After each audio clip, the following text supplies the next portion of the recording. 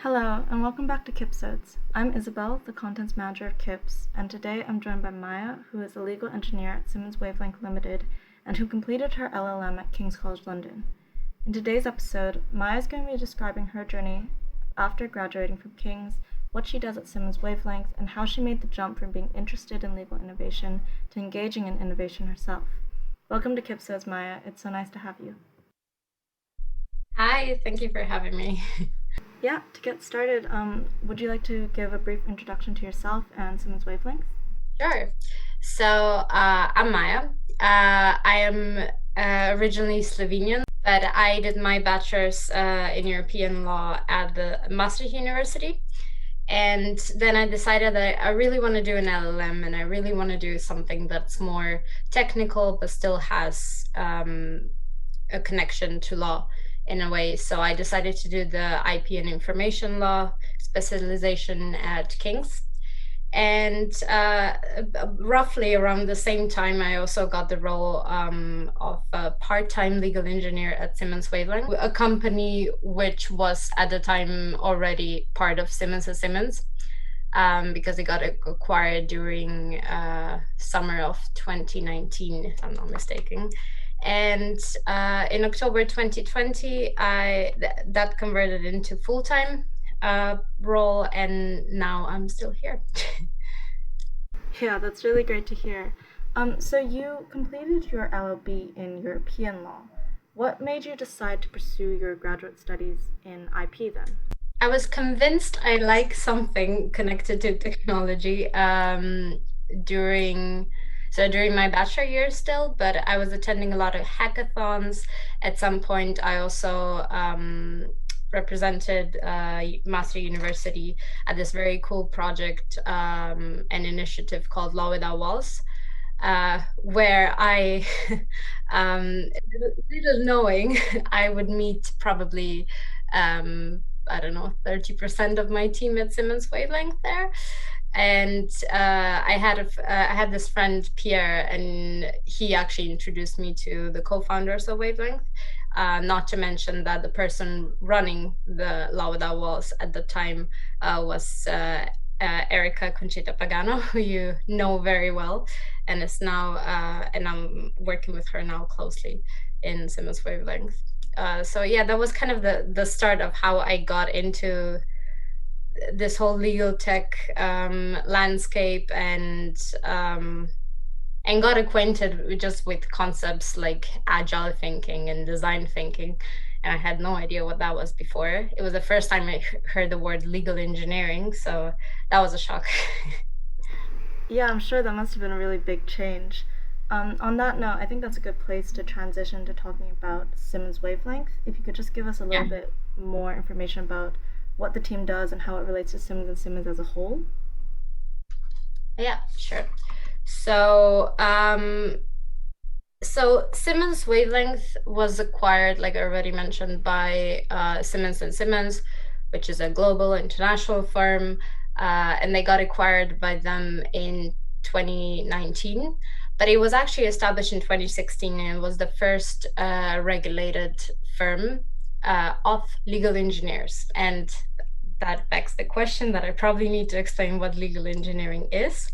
And don't hold my word for it, because I don't know if there are people who are hired to explain this, but I should know it too. So legal engineering, in one sentence, is the application of data science to legal problems and processes. But for me personally, is just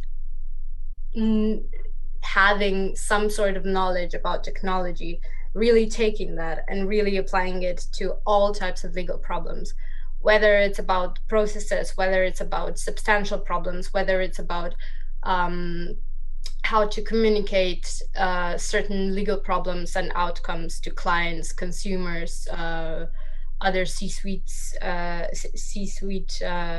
factor stakeholders. Sorry. Yeah, it's really about that, and it's really just combining and looking this as a whole. So that's why I am very proud to say that we work in multidisciplinary teams, which technically means that you're working in a team every day with people who have probably completely different experience than you, yes, some people, and I would say the legal engineers mostly have a background in law, but apart from that, we just share this one thing, which is passion to do other stuff. And it's really cool. And yeah, we work on across different practice areas, with different lawyers, with different Simmons offices, which is really nice because you get to meet a lot of people, but on a whole wider and different scale. Yeah, but a little bit about Simmons Wavelength is that we operate in main areas, which are legal data engineering. So that's where legal data scientists really come through, and I have to say they're just an amazing bunch. And no, I've only taken the Academy of Coding, but I do not code on a daily basis. But they're absolutely amazing. They can process data in a way that lawyers just can't really imagine. And sometimes when we help them present certain things through data visualization, they're just mind blown, because we have two more which are legal operations, and that's really about making legal teams and legal processes more efficient. And we have people with years of experience in that, and they really know which questions to ask clients and their in-house teams. I've sat in one of their teams, and I was really impressed by how they can quickly recognize through, it's like an interview like this, but they can quickly recognize which questions they need to ask. And while I would have 3 questions and that's it, they really push you to think on the spot, and then to come up with stuff like process maps, where you can easily and more uh, easily convey information in a way that also the teams understand it. Okay, this is where we can probably increase efficiencies. And my last and probably at the moment favorite team is legal design team.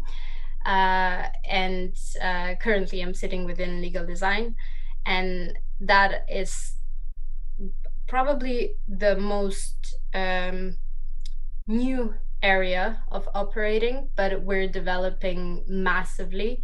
And we are really just needed across all practice areas, because every legal professionalist at some point wants to convey information in the way that others will understand. So that's what we're doing. We're helping them communicate legal information, legal problem, either to their clients, so it can be financial institutions, big pharmaceuticals, you name it, to their customers as such, and even to our lawyers, so to the firm as a whole.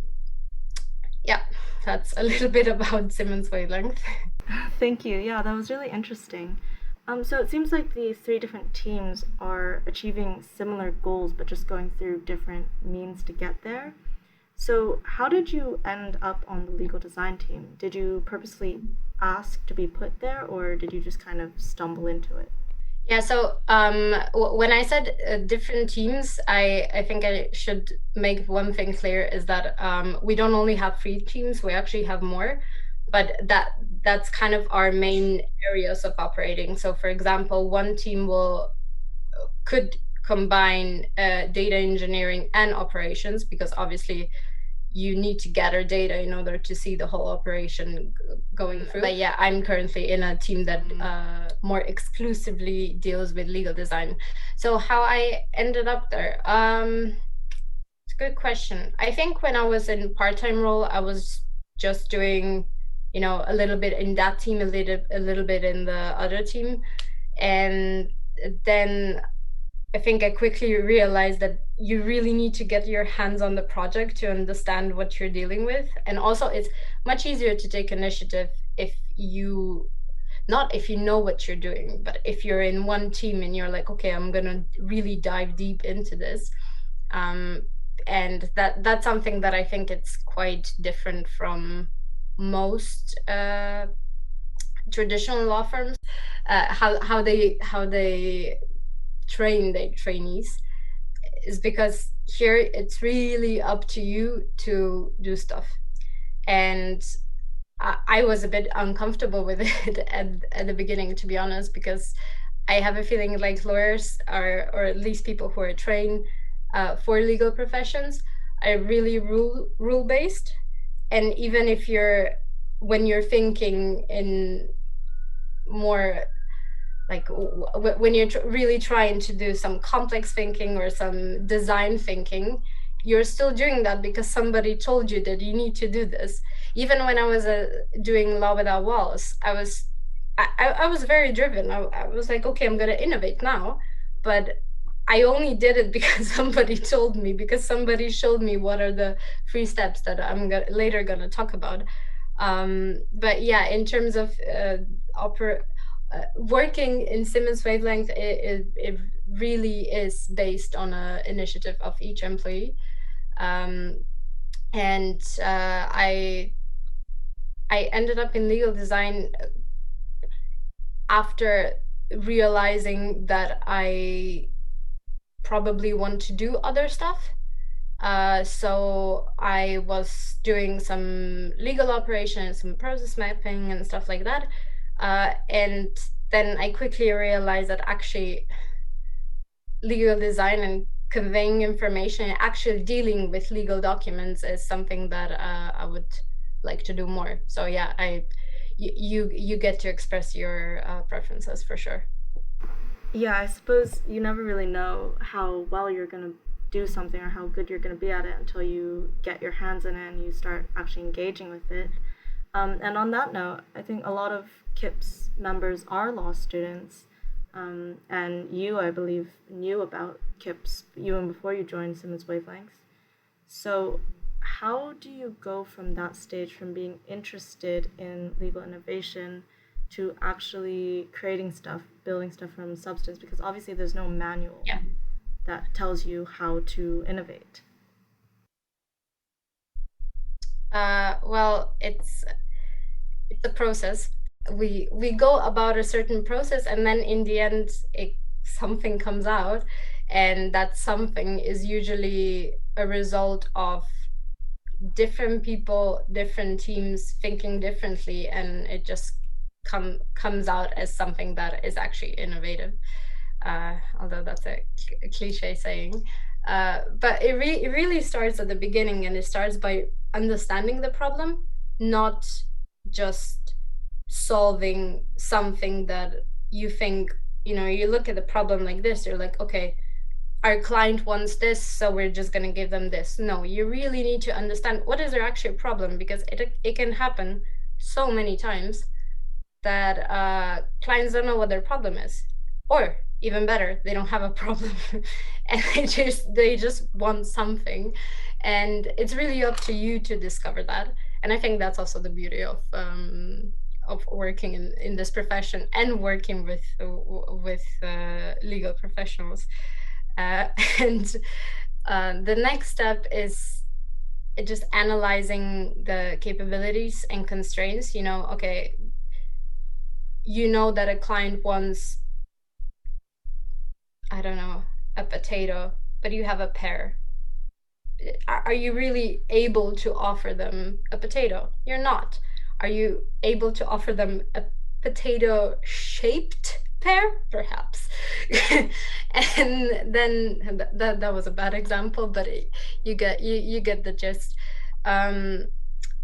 And lastly, identifying practical options to design. So what do you need? And then building the solution. But before that, I would say that building the solution is actually a really small part of the whole process. And when you, just to touch on your point about not having a manual on how to innovate, no, you don't have a manual, that's true. But what you do have, and what we all have, probably, is access to internet. And there's so much stuff about this kind of things. Different people, different law firms, different really experienced people talking about it. I think it's really important and interesting to read upon that type of stuff, because it also shows you that not everybody has the same perception of legal engineering, that not everybody has the same perception of legal innovation. Surprise. And about a whole bunch of other terminology that you will probably want to know. Oh, tell me the definition. I can tell you the definition, but I don't think probably 90% of people working in this space won't agree with me. So that's the beauty and curse about legal innovation. Yeah, definitely. And I think it's really important to realize, especially in an environment like Simmons Wavelength, that it's not really an individual endeavor. It's a very team-based activity. How long does this project process usually take you guys? So it really depends on the team. So for example, the teams working primarily in legal operation, I would say a smaller project takes you, we work in sprints, right? So a sprint is, sprints are incrementals of 2 weeks.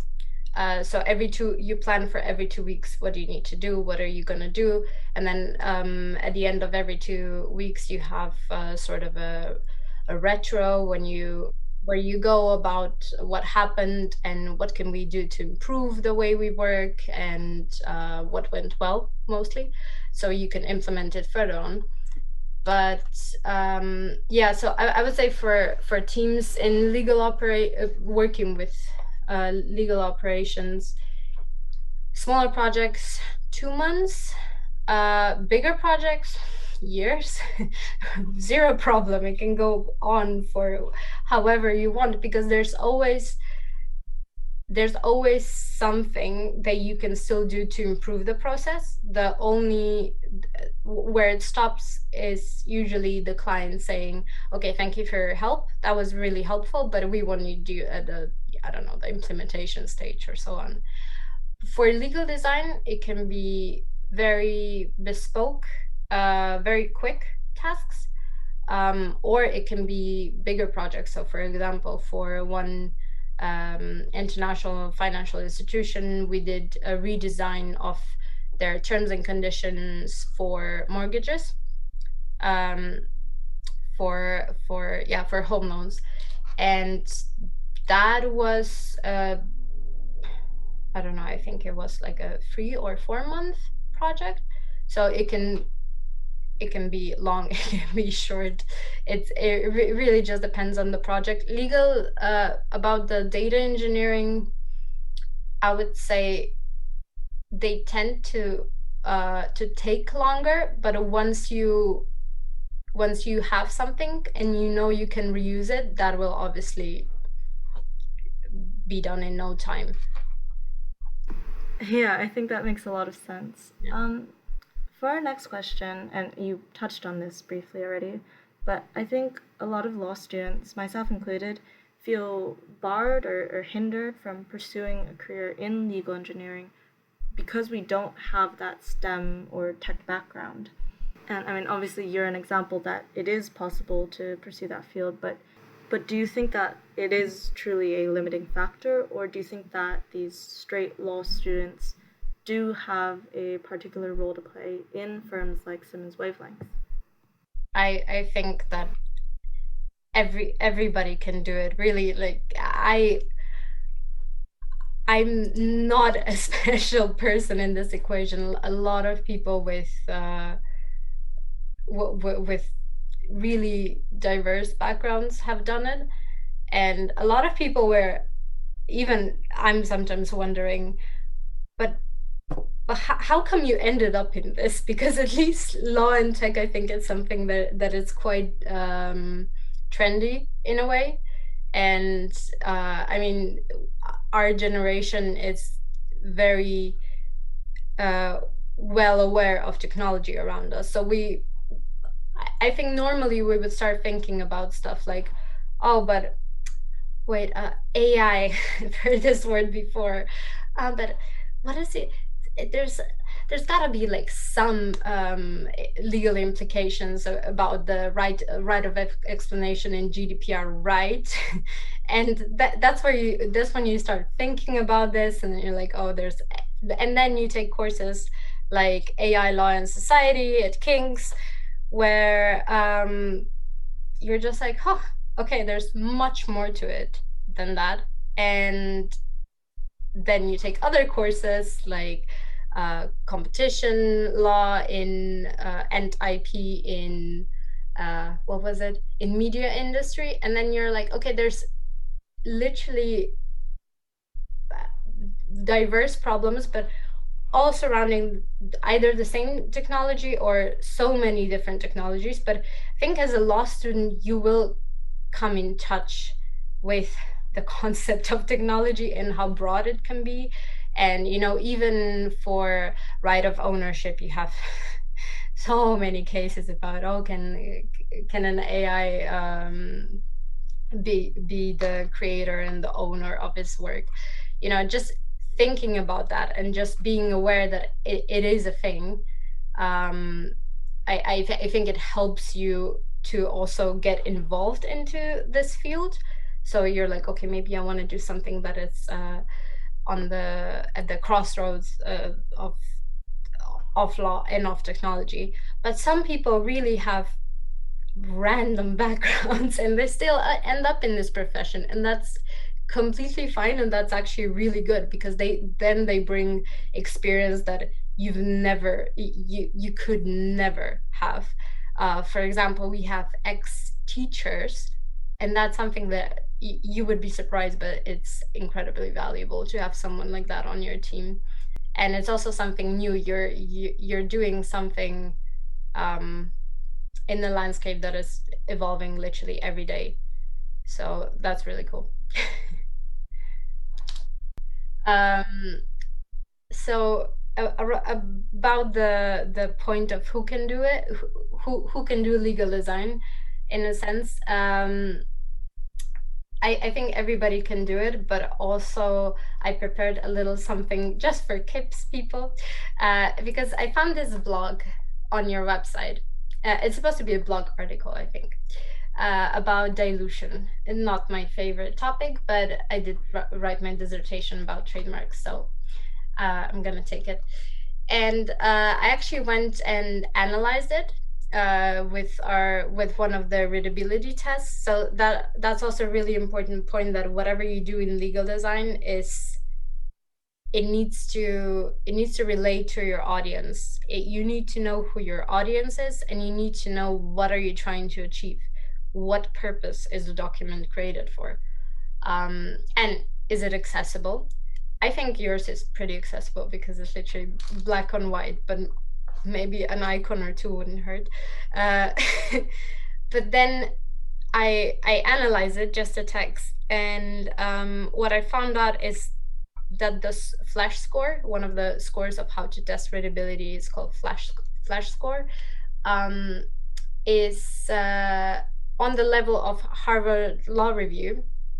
And I think even though people reading this are students who will graduate or already graduated, are very educated people, I think the purpose of this document was still to be a blog post. So then you need to ask yourself, are you trying to just flash out a few things about dilution, or are you actually trying to come up with a comprehensive academic, very wordy article? And in that case, should be published on the website and not in a journal. See, that's really reassuring, I think, especially for non-tech students and non-law students. So thank you for all your insight. And lastly, we'd love for you to show off some of the projects you've been working on at Simmons Wavelength. I wanted to show you this. So this is an anonymized, very high-level legal design in action. And on the left, you can see the original clause, and this was taken from terms and conditions, and it's about adjusting monthly installments.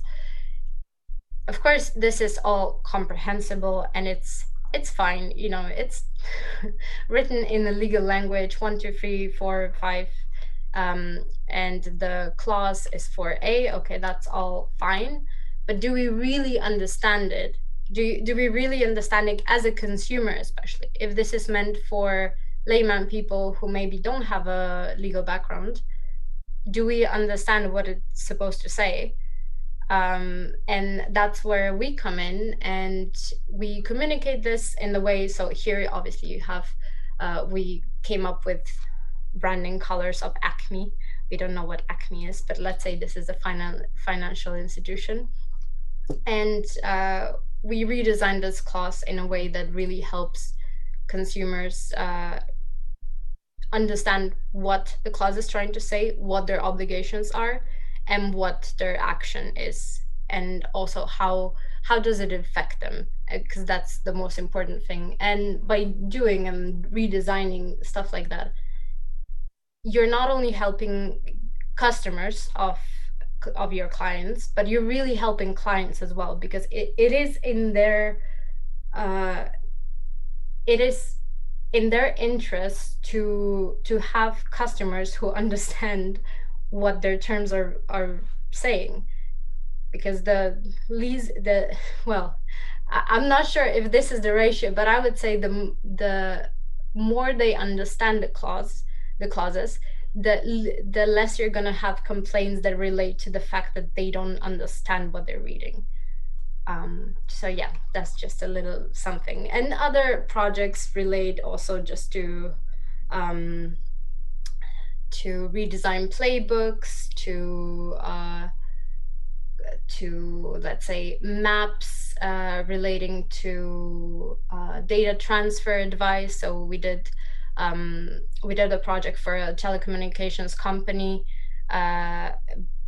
because they needed to know how risky some of the areas are, some of the countries are for the data transfer from European Union to that country in relation to the new Schrems judgment and the European data protection rules guidelines. So that's where we came in, and we just helped. We worked together with the Simmons lawyers, actually, and they provided advice, but we provided them with a scoring system and with a map that really says, like, okay, that's the dangerous part in a way, and that's where you need to work on, because obviously they still want to transfer that advice, but for them that was a clear ding ding ding, okay, we need to do something there, we need to implement some sort of measures. So yeah, that's a little bit something what we did, but there's much more. If you join us, then maybe you'll see. Yeah, thank you so much. That was fantastic. That really helps clarify it and show it on a really tangible level. And I think that makes a lot of sense, that the things legal design is helping fix is not only helping the customers of the clients, but also the clients themselves, because I suppose it is trying to make all these processes more streamlined on every single level. So thank you so much for coming on. Well, thank you for having me. And if somebody has any questions, feel free to contact me. Yep, it's always great to hear from King's alumni and how they go on and start all sorts of interesting careers. And I think your insight will be especially helpful to a lot of KIIPS members who are interested in legal innovation, but maybe don't know how to actually take that first step into the professional field. If you're interested in learning more about Maja and Simmons Wavelengths, we'll have her LinkedIn included down below, alongside the Simmons & Simmons website, where you can find out more information. Also, if you've enjoyed this episode, please do like and subscribe to our YouTube channel, and be sure to follow our KIIPS social media for updates on what we're doing. All our links are down in the description box below. We would love to hear from you. This has been another episode of KIIPSODES.